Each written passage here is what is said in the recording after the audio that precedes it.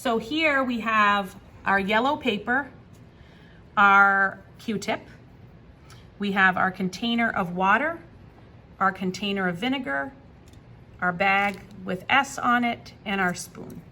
So the first thing we're gonna do is take our Q-tip, dip it in the water, come to the top third of our yellow paper and draw a circle with the water. And observe this mark on this paper and decide if this is a chemical change or a physical change and what evidence you can use to support your claim. Okay.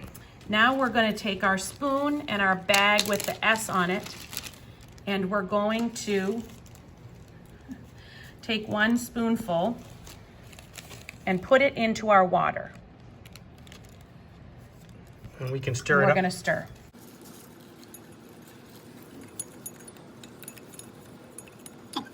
Okay, so you can then notice what happened.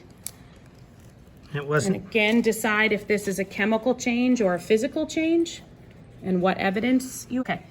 So now we want to grab our Q-tip, and you're going to notice that there's a used end and a fresh end. We want to use this end again. So we're going to dip this into our baking soda and water, and we're going to go below and do a square. And here you're looking for signs of a physical change or a chemical change.